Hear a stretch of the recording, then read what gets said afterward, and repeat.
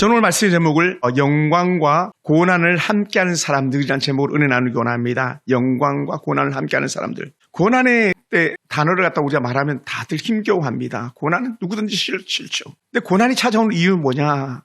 꼭 그런 건 아닐 수도 있겠습니다만은 옛사람의 모습들 때문에 우리가 당하는 고난들이 크지 않나 생각됩니다. 그래서 사도 바울은 우리에게 옛사람의 행실을 죽이라고 그렇게 말합니다. 옛사람 행실을 죽이라 8장 12절에서 형제들아 우리가 빚진 자로되 육신에게 져서 육신대로 살 것이 아니다. 육신대로 산다는 것 자체가 뭐냐면 옛사람이거든요. 그래서 이 12절을 연장하면서 이렇게 말합니다. 그러므로 형제들아 하라고 말합니다. 그러므로는 뭐냐? 앞에 있는 말들이 쭉 우리에게 연결되어지는 거예요. 왜 너희가 이렇게 살아야 되는지 안다라는 거죠. 왜냐하면 육신의 삶, 육신의 생각은 사망이라는 거예요. 영의 생각은 생명과 평안이다. 그러므로 너희는 어떻게? 육신대로, 다른 말로 하면 옛사람의 모습을 가지고 살아서는 안 된다. 이런 얘기를 오늘 사도 바울이 우리에게 말씀해 주고 있습니다. 그래서 우리가 육신의 욕망을 따라 살지 않고 성령에 따라가야 함을 우리에게 분명히 말해 주겠습니다. 한번 따라해 볼까요? 성령으로 삽시다. 아멘. 우리 성령의 인도함 받는 사람들이거든요. 들어가나 나가나 성령 안에서. 근데 이 성령의 은혜 가운데 있지 않으면 우리는 뭐가 나타나냐? 악한 죄의 근성, 죄의 습성이 나타나는 거예요. 그게 뭡니까?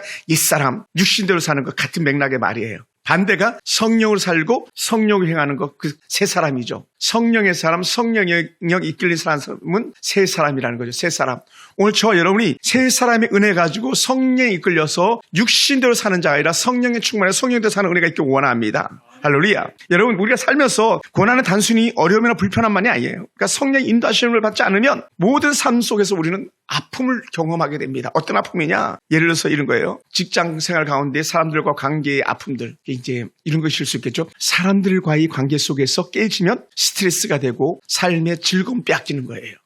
그게 이제 고난일 수 있어요. 또 가정에서는 어떻습니까? 부부의 관계가 온전해야 되는데 부부의 관계가 어긋나 버리면 이 톱니바퀴가 잘 맞아야 돌아가는데 이게 어그덕거리면 어떻게 돼요? 결국은 덜컥하다가 톱니바퀴가 다 깨져버리는 거예요. 그럼 어떻게 돼요? 순탄한 삶이 다 망가져 버리는 거죠. 그래서 우리는 하나님 은혜 가운데서 모든 부부가 모든 가족들이 함께 톱니바퀴가 잘 맞아서 돌아가는 것처럼 우리 하나님 은혜 가운데 있기 원합니다. 톱니바퀴하고 체인이 끊어지면 어떻게 됩니까? 자전거 타보셨죠? 헛바퀴가 돌아요. 그럼 제자리에 머물 수밖에 없습니다. 앞으로 나가는 삶, 즐거움의 삶, 성령에 이끌리는 삶을 갖다 빼앗기고 마는 거예요. 그래서 우리는 항상 우리가 고난 가운데 있을 때에 가정이 회복되기 원합니다. 가정에서 자녀들이나 남편이나 관계들이 잘 회복돼서 그런 육신의 고난의 관계들이 다 깨끗하게 청산되어질 때에 우리가 어떻게 돼요? 성령에 이끌리는 새 삶을 멋지게 살아내는 줄 믿습니다. 할렐루야. 또한 특별히 우리가 감사하게도 오늘 이 자리에 오신 분들 다 건강해서 너무 좋은데 지난주 제 친구 목사님 한 분이 동기 목사님인데 뇌출혈로 쓰러져서 심장 마비가 2번 와가지고 결국 첫 번째는 살았는데 두 번째 한 번 더 와가지고 결국 이송해가지고 또 다시 한 번 더 심장 마비가 와가지고 그냥 그대로 뇌사 상태가 돼버렸단 말인데 왜 그런가 했더니 얘기를 들어보니까 너무 힘든 일이 많았더라고요. 그러니까 여러분 개척교 목사가 힘든 일 많으면요 정말 힘들어요. 경산 시골의 작은 도시에서 목회하는 그런 목사님이 얼마나 힘들었겠습니까? 돈이 없으니까 캐피탈을 빌려가지고 빚을 갚아 나가는데 그게 너무 버거웠다고 그러더라고요. 이제 장례식 치르고 온 친구들이 저한테 보고를 하죠. 재정적인 스트레스, 사람들과의 스트레스 얼마나 힘들었는지 그걸 알게 하더라고요. 사모님이 그나마도 공방을 운영해가지고 교회가 운영이 됐다고 말하더라고요. 근데 이 목사님이 뭐하냐? 공방에 온 학생들을 카풀 태워주고 데려오고 데려다주고 시험 기간에 밤 10시, 11시, 12시까지 막 애들 공부시키고 또 그 애들 데려다주고 데려오고 하는 그런 일들을 감당했다는 거예요. 목회자로서 마음에 그런 슬픔이 있었겠습니까? 재정적으로도. 그러니까 여러분 이런 고통은요. 그리스도인이라고 없고 비그리스도인이라고 있고 그런 게 아니에요. 누구든지 다 있을 수 있어요. 근데 어떻게 우리는 이런 찾아오는 외적 스트레스, 내적 스트레스 이겨낼 수 있는 방법이 뭐냐? 우린 주 안에서 더 평강의 은혜를 누리기 원합니다. 더 나은 관계 회복을 누리기 원합니다. 그러기 위해서 또 하나 더 우리가 꼭 기억해야 될 것이라면 우리가 가지고 있는 사사로운 욕심들을 버리는 거예요. 욕심들을. 왜냐하면 욕심이 잉태하는 죄를 낳고 오라는 거예요. 우리가 조금 덜 먹고 조금 덜 입고 조금 덜 하면 우리는 내려놓을 수 있거든요. 근데 그런 것들이 자꾸 육신의 욕심들이 자꾸 찾아오니까 우리는 시험에 들고 믿음을 저버리고 세상 가운데 절여져서 결국 거기서 허죽되다가 끝나버리는 삶을 보게 됩니다. 그러니까 여러분 우리가 어려운 경제적 상황 속에서도 전적으로 하나님을 신뢰하면서 그분 앞에 내어 맡길 수 있는 그런 은혜가 우리 가운데 필요한 줄 믿습니다. 그래서 매일의 필요를 위해서 우리가 기도하는 거예요. 매일매일 작은 것들에 대해서도 우리는 할 수만 있다면 입만 열어서 또 감사할 수 있다면 우리가 가지고 있는 스트레스나 우리가 가지고 있는 근심과 걱정은 덜어지리라 생각됩니다. 할렐루야. 한번 따라해서 감사로 스트레스를 몰아내라. 감사로 고난을 이겨내라. 할렐루야. 사실은요, 우리가 누구든지 다 마찬가지 많은 고난이 있어요. 여러분, 우리는 대통령이 아닌 게 얼마나 감사한지 몰라요. 대통령 지지율이 30%, 33% 이런 얘기 하잖아요. 예를 들어서 10명 중에 3명만 대통령 좋아한다는 거예요. 그래 대통령은요 얼마나 그 마음이 어렵겠어요. 7명 좋아한다 그래도 나머지 3명이 싫어하기 때문에 힘든데 얼마나 힘들겠어요. 저희는 이제 우리 교회는 뭐 그렇게 큰 교회가 아니어서 위임 투표 이런 것이 없습니다만은 예를 들어서 위임 목사 투표할 때요 다 100%가 찬성하지 않잖아요. 거기서 3명만 반대도요 이것이 목사에게는 큰 힘이 된다 그래요. 왜냐하면 예배 드리는 3사람 중 그 100사람 중에 3사람 나를 싫어하는 사람이 있다는 거죠. 힘들다는 거예요. 근데 이게 오늘 우리 인생의 모습인 거죠, 사실은. 근데도 불구하고 어떻게 돼? 우리는 그것을 감사로 받아들이는 거죠. 할렐루야. 감사함으로 받아들여요. 그래서 우리 고난을 이겨내는 거예요. 여러분, 그래 우리가 힘들고 어려울 때에 잘 이겨내면 어떤 역사가 일어나겠습니까? 주변 사람들이 보고 야, 제가 저걸 견디네. 제가 저 고통을 견뎌내네. 이런 얘기를 듣게 될 거라고요. 할렐루야. 우리 권사님, 우리 김수중 권사님이 그 고난 가운데서 잘 이겨내가지고 그 질병에서 승리해 나가는 것처럼 우와, 역시 하나님 앞에서 이겨내는 사람은 다르네라고 하는 좋은 영적인 모델이 되는 거예요. 우리 삶 속에 이런 영적 은혜 모델이 되도록 우리는 넉넉히 고난을 이겨내는 은혜가 우리가 있기 원합니다. 할렐루야. 그래서 고난은 우리가 하나님을 더 깊이 의지하게 하는 거예요. 하나님을 더 깊이 의지. 또한 우리는 이 고난을 통해서 하나님을 더 깊이 의지할 때마다 어떻게 돼? 우리의 믿음이 더 쑥쑥 자라가는 거예요. 고난이 온다고 우리가 불평하고 불만하고 또 하나님 앞에서 멀어진다면 그는요 일어날 수가 없어요. 헤어날 수가 없는 거예요. 그건 누가 좋아합니까? 마귀가 좋아하는 거죠. 사단이 막 박수치는 걸 거예요. 그럼 오늘 우리는 모든 고난 가운데서도 오히려 하나님을 바라보면서 넉넉히 이겨내는 그런 삶이 되길 주로 축원합니다. 그래서 고난은요 그러다 보니까 어떻게 돼요? 하나님을 더 의지하고 하나님의 이끄심을 경험하는 거예요. 여러분 말이 그렇죠. 애굽에서 나온 40년은요 정말 힘든 삶이에요. 우리 김 집사님이나 우리 집사님 같은 경우도 이 월세를 많이 경험해 보셨는지 모르겠어요. 달달이 월세 내는 그 마음 아십니까? 또 저 같은 경우는 아버님이 늘 이사를 다니게 하는 그런 아픔이 많았어요. 예전에는 이 주민등록 등본띠면 다 손으로 쓴 글씨를 갖다 복사해서 주는 거였거든요. 그러면 칸이 모자랄 정도로 이사를 많이 다녔어요. 근데 이사 요즘처럼 빚가번쩍하게 막 조금 오토 트럭이 2대 오고 막 그런 거 아니었잖아요. 가난한 사람들은요 리어카에다가 몇 번을 날랐다고. 그러니까 멀리 이사 가지도 못해. 이사 때문에. 이사 비용이 없으니까. 그러니 그렇게 이사 다니고 또 이사 다니고 또 이사 다니고 그것이 안정적인 삶이 아닌 거죠. 어찌 보면 그것이 광야에서 이스라엘 백성들의 삶이었던 거예요. 광야에서 하루하루 목적지도 정말 그 정해져 있긴 하지만 언제 거기 도착할지 모르게끔 빙빙 도는 40년. 불과 40일걸 40년 걸렸다는 건 정말 힘든 시간 아니었겠습니까? 자다가 벌떡 일어나서 이사 가야 돼. 그러면 이사 가야 됐잖아요. 또 이제 좀 좋은 데 나가서 좀 갈만하면 야 여기서 멈춰야 돼. 그게 고난이죠 사실은요. 그래서 광야는 아니에요. 어찌 보면 우리 인생은 고난이에요. 그런데 그 광야에서 무엇을 우리가 누리냐면 찬양의 가사처럼 광야에서 우리는 하나님과 함께하는 기쁨을 누리는 거예요. 왜요? 놀라운 은혜가 있어요. 그게 뭐냐면 구름기둥 불기둥이 광야에서 있는 거예요. 하나님의 임자심을 두 눈 똑바로 바라볼 수 있도록 광야에서 구름을 보여주셨고 불기둥을 보여주신 거예요. 왜게요? 고난이 없다면 구름기둥 불기둥도 없는 거죠 사실은요. 여호와의 성전이 솔로몬 성전이 이렇게 지어졌을 때에 거기에 구름기둥 있습니까? 없어요. 불기둥 있습니까? 없어요. 그냥 우리가 아는 하나님의 말씀처럼 하나님의 성령이 충만함이 그 성전에 있다라고 하는 그런 영적 사인밖에는 없어요. 왜 그래야 그 여호와의 법궤가 있는 거 외에는 더 이상 뭐 내세울 게 없는. 그리고 모든 백성들이 여호와의 법궤를 전에는 광야에서 봤잖아요. 홍해를 건너도 또 요단강을 건너도 뭐 홍해 때는 여호와의 법궤가 없었습니다만은 요단강을 건널 때도 법궤가 저 먼지 가는 걸 보고 사람들이 뒤따라 들어갔잖아요. 그런데 여호와의 성전에는 법궤가 딱 한 사람만 볼 수 있어요. 그것도 1년에 한 번. 대제사장은 볼지 못하는 거예요. 그 해 대제사장 외에는. 그러니 오늘 우리가 고난이 있다. 야 이거는 하나님 섬기기에 더 쉬운 때다. 아멘. 어려운 때가 아니라 더 쉬운 때다라는 거예요. 고난은 하나님을 더 잘 섬길 수 있는 그런 기회다라고 우리에게 분명히 말씀해주고 있습니다. 그러다 보니까 어떻게 돼요? 이 고난이 찾아오면 우리는요 삶을 포기하기 쉬운데 포기하지 않는 거예요. 또 고난이 찾아오면 우리는요 그것을 잊기 위해서 고통을 잊기 위해서 어떻게 돼요? 세상 헛된 걸 막 찾아합니다. 부어라 마셔라 막 두드려라 하면서 거기에 취합니다. 예전에 우리 어른들이 그랬어요. 동네 사람들 전부 다 거의 뭐 노가다 하는 사람들이다시피 했으니까요. 비만 오면 모여가지고 어떤 집에 모여서 그냥 그러니까 이 상다리 두드리는 게 일이었어요. 공단 지역에는 그런 게 없었을 거야. 비만 오면 눈만 오면 일거리만 없으면 모여가지고 소주 사다 놓고 그거 먹어가면서 그냥 상다리 두들기고 그게 일이었다고요. 그러나 오늘 우리는 하나님의 은혜 가운데서 고난을 이기기 위해서 그렇게 우리가 세상의 연락, 세상 쾌락을 쫓아서 나가는 것이 아니라 우리가 술에 취하고 또 다른 어떤 것에 의지해 살아가는 것이 아니라 전적으로 하나님의 성령에 이끌려 살아가는 그 삶 때문에 우리는 오늘 행복한 고난이라고 말할 수 있을 것 같습니다. 할렐루야. 그리고 사랑하는 성도 여러분, 어려움과 고난 속에서 우리는 하나님의 말씀에 귀를 더 기울이고 하나님 인도하심에 더 전적으로 순종하는 그런 삶을 한번 살아내 봅시다. 할렐루야. 그런 삶을 살아내는 거예요. 저도 새벽 5시에 일어나가지고 일부러 성경 막 봐요. 성경 보고 기도하고 성경 보고 기도하고. 왜요? 쉽지 않잖아요. 매일매일이 하나님 앞에서. 그리고 혼자라도 성경 보고 또 기도하고 성경 보고 또 기도하고.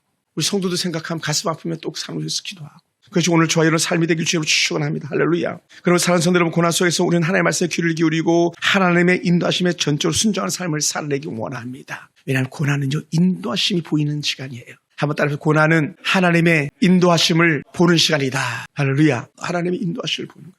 우리는 영적으로 성장하고 하나님과의 더 깊은 사랑의 관계를 갖다 경험하는 시간이 바로 고난입니다. 그러므로 사랑하는 성도 여러분, 오늘 저와 여러분은요, 고난을 단순히 피하거나 두려워하지 않게 되기 원합니다. 오늘 사도 바울은 13절 이렇게 말씀했어요. 너희가 육신대로 살면 반드시 죽을 것이로되 옛사람으로 살면 반드시 죽는다. 그러나 영으로서 몸의 행실을 죽이며 사는 것이다. 다른 말로 하면 성령의 인도 안 받으면 너희는 반드시 승리한다. 이 말을 우리 말씀드리고 싶어요. 또 이걸 다시 해석하면 이런 거예요. 성령이 이끄시는 삶은 반드시 고난의 끝이 있다. 할렐루야. 고난이 끝이 있다. 그래서 육신대로 살면 반드시 죽을 것이로되 성령으로서 몸의 행실을 갖다 죽이며 산다고 말씀하셨던 이 말씀이 우리의 큰 은혜가 되고 위로가 되기 원합니다. 그러다 보니까 어떻게 돼요? 우리는 어떤 사람이 고난이 오면 올수록 몸의 구속을 기다린다라고 하는 그런 말씀을 우리가 들을 수 있어요.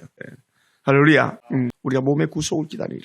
어떻게 그런 표현을 썼냐면요. 나중에 나오는 본문인데 23절에 8장 23절 우리 한번 읽어볼까요? 8장 23절 그뿐 아니라 다 같이 시작. 그뿐 아니라 또한 우리 곧 성령의 처음 익은 열매를 받은 우리까지도 속으로 탄식하여 양자 될 것 곧 우리 몸의 속량을 기다리느니라. 양자된 우리가 그리스도의 구속을 기다린다는 거예요. 구속을 기다리고 육신으로 살다가 육신해져서 육신으로 끝날 사람들이 아니라 우리 하나의 은혜 가운데 사는 사람이다. 옛사람대로 살아가지고 옛사람 종도릇을 이제는 그쳐라. 이제는 그렇게 살면 안 된다라고 하는 것을 우리에게 말씀해 주고 있습니다. 할렐루야. 그리고 지금 바울은요, 구원을 성도 자신의 노력이나 의지로 성취하려고 하는 것을 경계하는 거예요. 야, 너가 노력해서 되는 게 아니야. 성령이 이끌려야 돼. 성령이 너를 도우셔야 돼. 성령을 의지해라. 그게 왜 그렇게 해석하냐면요, 영으로서 몸의 행실을 죽이는 것. 영으로서 성령 안에서 몸의 행실을 죽이는 거예요. 성령 안에서. 여러분, 성령 안에서 몸의 행실을 죽이다 보면 어떤 역사가 일어나냐면 하나님이 기뻐하는 일을 찾아가게 돼 있고 하나님이 기뻐하는 일을 하게 돼 있어요. 반면에 육신대로 살면요, 자기 자신을 위해 살고 자기의 욕심을 따라 사는 거예요. 그럼 어떻게 돼요? 사망이죠. 영의 생각은 생명과 평안인데 육신의 생각은 사망, 불안, 두려움, 초조 이런 것들이 찾아오게 돼 있는 거죠.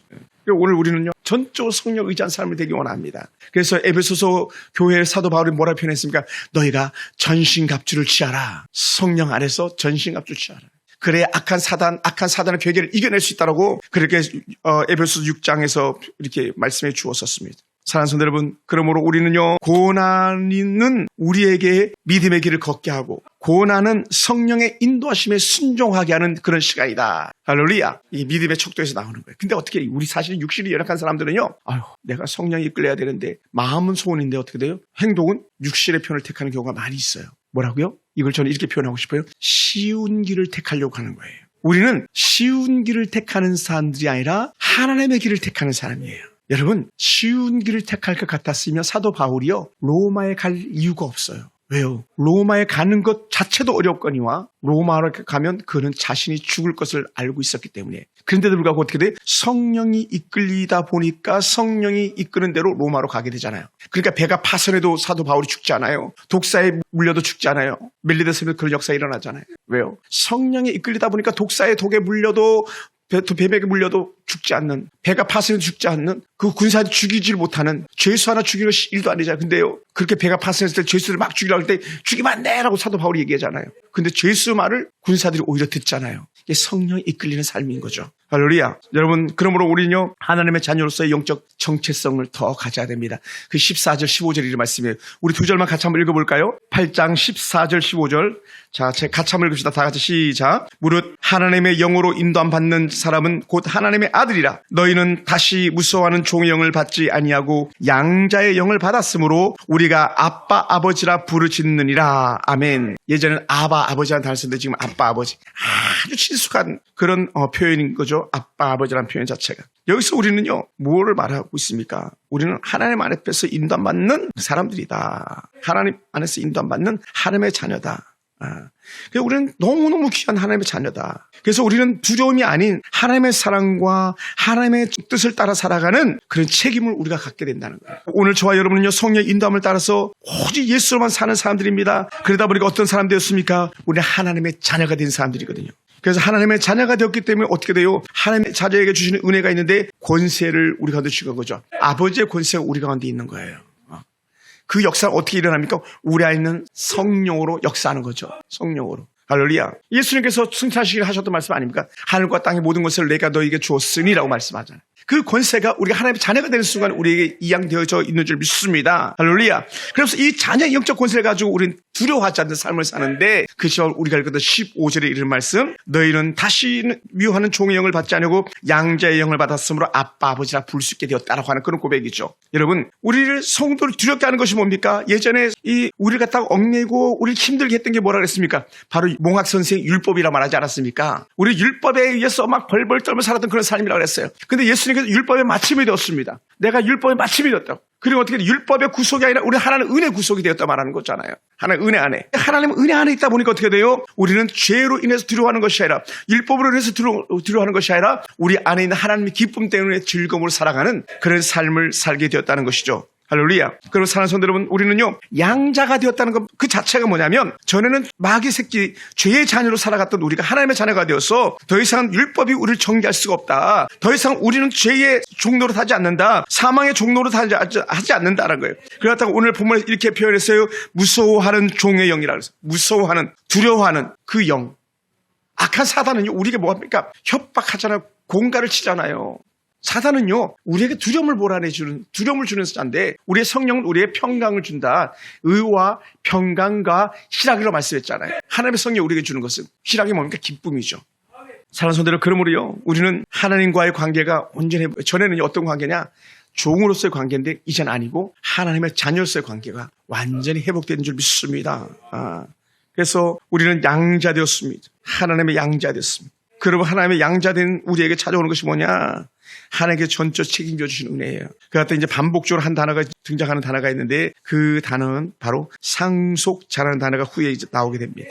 사랑하는 성도 여러분, 하나님의 자녀로서의 우리에게 정체성은요, 너무 놀라운 은혜가 있는 거예요. 왜냐하면 아버지가 하나님이시기 때문에 하나님이 우리를 책임져 준다. 뭐가? 고난이 우리 가운데 있어도, 환난이 우리 가운데 있어도, 우리가 사방에 우겨싸움을 당하고, 이제 뒤에 나옵니다만은 뭐라고요? 그런 상황 가운데 있어도 하나님이 책임져 주신다. 하나님이 다윗을 얼마나 사랑했겠습니까? 다윗의 범죄함으로 말미암아서 어린 아들 압살롬에 쫓겨서 도망 다녔던 그런 다윗이지만 마침내 자기 자리를 회복하게 하시는 하나님이시잖아요.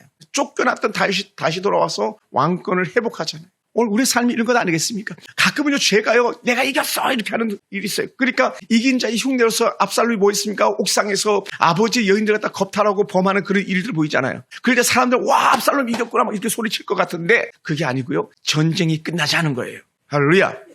전쟁이 끝나지 않은 거예요. 왜요? 하나님은 다윗으로 전쟁을 마치실 거였거든요. 뭐요? 다윗의 회복으로요.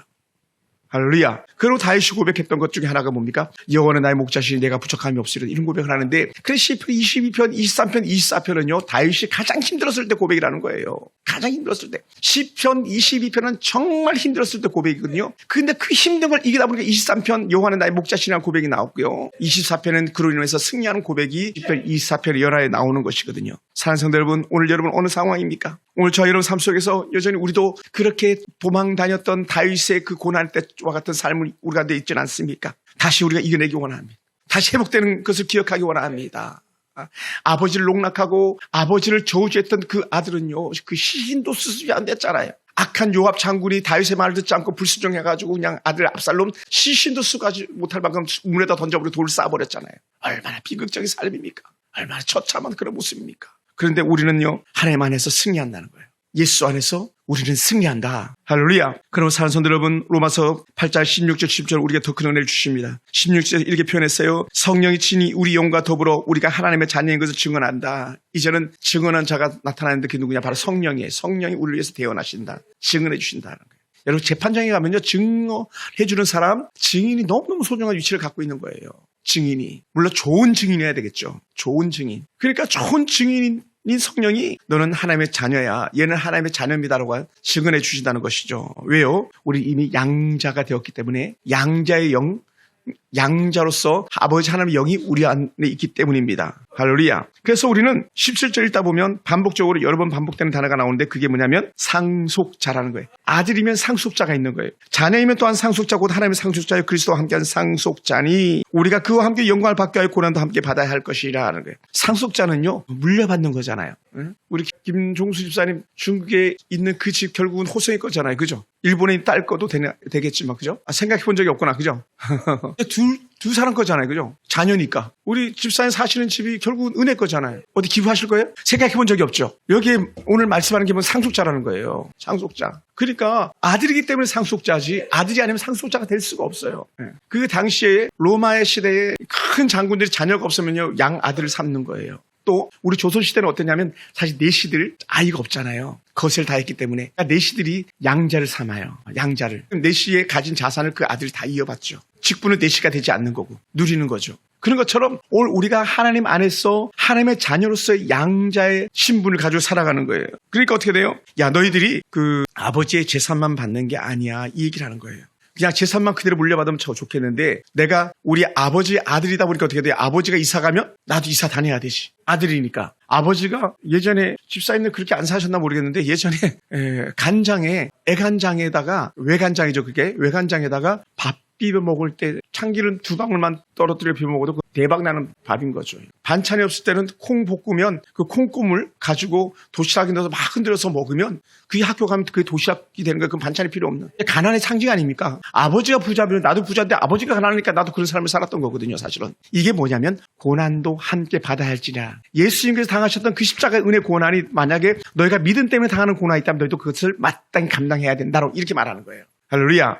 할렐루야. 사랑하는 성도, 그래서 이 사도 바울은 계속적으로 자녀, 양자, 상속자 이런 관계를 갖다가 자꾸 얘기를 하는 거예요, 우리에게. 우리는 뭐라고? 하나님의 자녀라고. 우리는 하나님의 자녀예요. 그래서 예수님께서도 이렇게 표현하신 적이 있어요. 우리가 팔복국 공부할 때에 의를 위하여 핍박을 받는 자는 복이 있나니 천국에 그들 것입니다. 뭐 개역개정은 박해라고 그랬잖아요. 의를 위하여 박해를 받는, 나를 위하여 박해를 받는 그런 사람들 복이 있다. 천국이 그들의 것이다라는 거예요. 천국이 그들의 것이라는 건 뭡니까? 천국을 상속받는다 이 얘기거든요. 누가? 오늘 저와 여러분이요. 저와 여러분이 이 천국을 상속받는 거예요.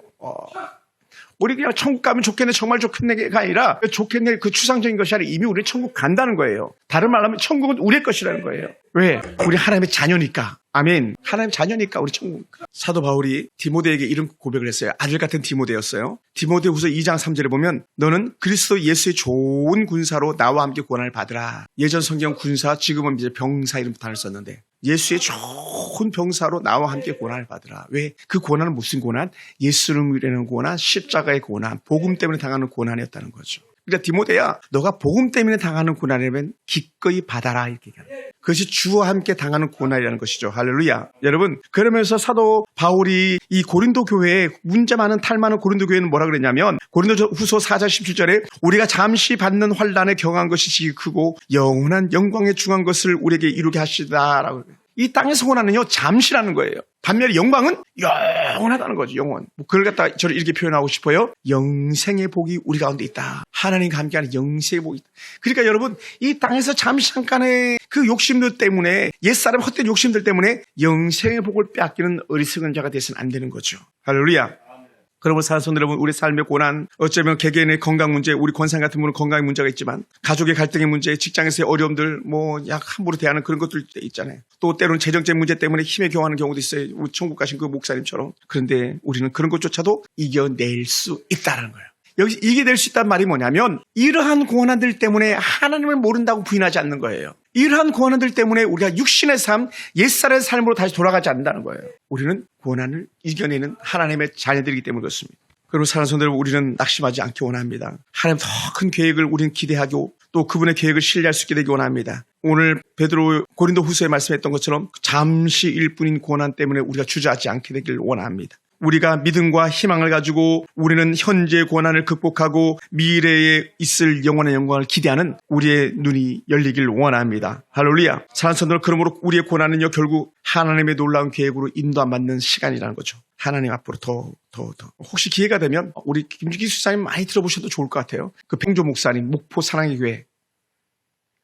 백동조 목사, 목포 사랑의 교회 목사. 그분 설교를 들으면요. 울지 않고 들을 수가 없는 설교들이 절절히. 왜냐하면 그분의 고난이 너무 컸거든요. 네. 완전히 죽었다가 살아났거든요. 완전히 죽었다가 살아났어요. 제가 그분에게 가서 정기적으로 훈련을 받아본 적이 있었습니다. 2017년, 2018년, 2019년 여름만 되면 제가 가서 계속적으로 교육을 받았어요. 2박 3일씩 며칠간씩 몇 주간 계속 이렇게 교육을 받았었어요. 근데 말씀을 들어보면요. 이분만큼 고난당한 사람이 없는. 그런데 어떻게 돼요? 하나님께서 그를 살려주시고 고쳐주시고 낫게 하셔서 고난 가운데 승리하게 하시는 그런 삶. 그래서 목포 쪽에서는 가장 유명한 백동조 목사님 하면은 지금 뭐 스케줄 못 잡아가지고 부흥 강사를 모시지 못하는 그런, 우리 같은 경우에는 뭐 워낙 사람이 적어가지고 오시지 못하는 그런 교회인 거죠. 그만큼 스케줄이 바쁘니까. 또 예우도 잘해드려야 되니까. 우리 뭐 거의 한 달 예산을 드려야지 그분 설교 한 4-5번 들을까 말까 하는 그 정도의 레벨이 돼버린 분이죠. 그냥 온 게 아니라 큰 고난이 그를 그렇게 했다는 거예요. 거기에 우리 나대로 집사님 형님이 거기에 안수 집사로 계시죠. 놀라운 은혜 알 수가 없습니다. 그러니까 여러분, 고난이 우리는 세상적으로 봤을 때 망하는 것처럼 보였는데 망하지 않더라는 거예요. 지금 우리가 끝난 것 같은데 끝난 게 아니라는 거예요. 할렐루야. 그래서 그걸 갖다가 우리에게 강조해 주시기 위해서 뭐라고 표현했냐면 7.8개 의인은 7번 넘어지지만 8번째 일어나느니라 하는 거예요. 우리도 넘어질 수 있어요. 우리도 큰 고난 때문에 아파할 수 있어요. 질병과도 고난 당할 수 있어요. 근데 어떻게 돼요? 우리는 다시 일어난다라는 거예요. 할렐루야. 할렐루야. 이 은혜를 우리가 빼앗기지 않게 되길 주로 축원합니다. 사랑하는 성도 여러분, 그럼 우리는 고난 가운데서도 우리 하나님을 찬양하고 그를 기뻐하는 삶을 살아내기 원합니다. 주와 함께 하는 그 시간이 우리에게 가장 복된 시간인 줄 믿습니다. 오늘도 우리 집사님 몇몇 분들이 목사님 오늘 어쩌저쩌고 해서 못 옵니다 하는 분들 많이 계셨어요. 그분들의 삶 속에서 그럼에도 불구하고 하나님의 은혜가 더하길 원합니다. 할렐루야. 모든 상황 속에서 뭐라고요? 주를 바라볼지라 주는 너의 큰 도움이시다. 이 은혜의 찬송 가사가 오늘 우리에게 적용되어지곤 합니다. 큰 환난 중에 우리의 도움이 되시는 그분이 우리를 자녀 삼아 주신 줄 믿습니다. 우리를 양자 삼으셔서 아바 아버지, 아빠 아버지라고. 저는 우리 아버지한테 아빠 이런 단어를 써본 적이 없는데 우리가 감히 하나님께 아빠. 그 교회 예전에 사역했던 교회는 권사님 중에 한 분은요, 아빠 이렇게 부르신 분이 많았어요. 우리 교회 예전에 왔던 양권사님이라는 분은 의정부에서 여기까지 따라왔다가 이제 동서로 이사가는 바람에 다시 돌아가셨는데 그분은 저한테 목사님 아빠라고 그랬어요. 하나님 아빠, 목사님 아빠. 나이는 저보다 더 많으신데 저보고 막 아빠 그래서 전 닭살 돋는 줄 알았어요. 닭살. 권사님, 나보다 나이도 많은 권사님이 아빠. 이건요 친밀함을 말하는 거거든요. 그래서 하나님은 두려운 분이 아니다. 하나님은 나의 아빠야. 아멘. 할렐루야. 우리가 그 안에서 승리하기를 원합니다. 사랑하는 성도 여러분, 그러므로 우리 모든 상황에서 하나님의 자녀로서 담대함으로 살아내기 원합니다. 모든 고난은 하나님과 더 깊은 관계, 끈끈한 관계를 맺어주기 때문에 그렇습니다. 저희도 큰 어려움을 당할 때에 곁에 함께했던 목사님들이 계셨어요. 그 중에 한 분이 윤요한이라는 목사님이었는데 아버님이 돌아가셨을 때도 끝까지 내 곁에 있었고 어머님 돌아가셨을 때 끝까지 내 곁에 있었고 내가 힘들 때마다 내 곁에 있었고 명절 때마다 찾아와서 함께 교제하면서 내 곁에 있어주는 목사님. 그런 분이 계셨어요. 근데 우리 주님은요, 그 형제들은 잠깐 왔다가 떠나고 자기 삶에 바쁘지만 우리 주의 성령은, 하나님의 영은 우리와 함께 하셔서 떠나지 않는다는 거예요. 할렐루야. 그럼 우린요, 고난이 와도 문제없다. 우린 고난 가운데서 반드시 영광으로 회복될 것을 믿는다는 거예요. 그래서 고난과 영광을 함께하는 성도들이라는 것이죠. 할렐루야. 그러면 사랑하는 성도 여러분, 우리가 다시 한번 깨닫기 원합니다. 말씀을 마무리합니다. 우리요, 끝까지 하나님의 성령 이끌린 삶을 삽시다. 두 번째는 고난 중에도 하나님의 자녀라고 하는 영적인 확신, 영적인 정체성을 결코 빼앗기지 않게 되기 원합니다. 그래서 길 가면서도 나는 하나님의 자녀야, 나는 하나님의 자녀라고 하는 그 영적인 확신을 우리가 느끼기 원합니다. 그리고 세 번째는요, 사실 고난은요, 우리에게 무엇을 주냐면 두려움을 줘요. 두려움. 근데 하나님의 자녀는 두려움을 몰아내는 믿음으로 사는 사람들이에요. 저는 그것을 믿습니다. 그럼 우리는 두렵고 떨릴 때 영광스러운 하나님의 은혜, 그리스도의 부활의 영광을 바라보면서 이겨내는 그런 역사가 우리 가운데 있기 원합니다. 할렐루야. 그래서 오늘 우리가 기도하면서 하나님의 은혜 가운데 있어야 될 것이 있다면 그것은 바로 하나님, 내가 힘들지만, 내가 큰 고난 가운데 있지만, 또 때로는 두려움이 앞에 있지만, 그럼에도 불구하고 내가 하나님을 향한 마음을 빼앗기지 않게 도와주셔서, 하나님을 향한 믿음을 빼앗기지 않게 도와주셔서, 믿음이 이기네, 믿음이 온 세상 이기네라고 하는 찬양 가사처럼 하나님, 오늘 우리가 믿음으로 내 앞에 놓여있진 고난, 내가 지금 당하고 있는 아픔의 순간들 이겨내게 도와주시옵소서. 우리 집사님 같은 경우는 우리 권사님을 위해서 기도하시는데, 하나님, 우리 권사님 이제 수술을 한 달 앞두고 있습니다. 하나님, 그때 수술에 놀라운 은혜가 임하게 하셔서 그 기다리는 동안에 육체적인 아픔과 고통이 있지만 그러나 그것을 이겨내고 완전히 소생될 육체를 기대하면서 하나님 인내하게 도와주셔서 기도해 주셔야 돼. 그럼 권사님이 승리할 거예요. 그리고 막 권사님 우리 집사님을 너무 자랑스럽게 여길 거예요. 또 우리 함께하는 모든 성도들 가정에서도 자녀들도 마찬가지예요. 우리가 지금 볼 때는 아이들이 너무 형편없고 한심하고 어디 내세울 것 없는 것처럼 여겨지는 아이들도 있습니다. 때로는요. 그런데요. 그게 아니고 그들 뒤에서 일하고 계신 하나님을 볼 수 있는 영적인 눈이 우리 가운데 열려지곤 합니다. 그리고는 어떻게 돼요? 자녀들에 대한 기대를 포기하지 않는 믿음이 우리 가운데 있게 되기 원한다. 그래서 그걸 꼭 기도하실 수 있게 되기 바랍니다. 그래서 우리는 하나님 시련 속에서도 우리 가정이 또 우리 자녀들이 우리 아내와 또 때로는 남편이 승리하게 도와주시옵소서. 지금은 그리스도 없이 사는 남편이라 할지라도 하나님 믿음 안에서 승리하는 복된 남편으로 바꿔주시옵소서. 그것이 간절한 저와 여러분의 소원의 기도가 되길 주여로 축원합니다. 할렐루야. 제가 한번 기도하겠습니다. 하나님 감사합니다.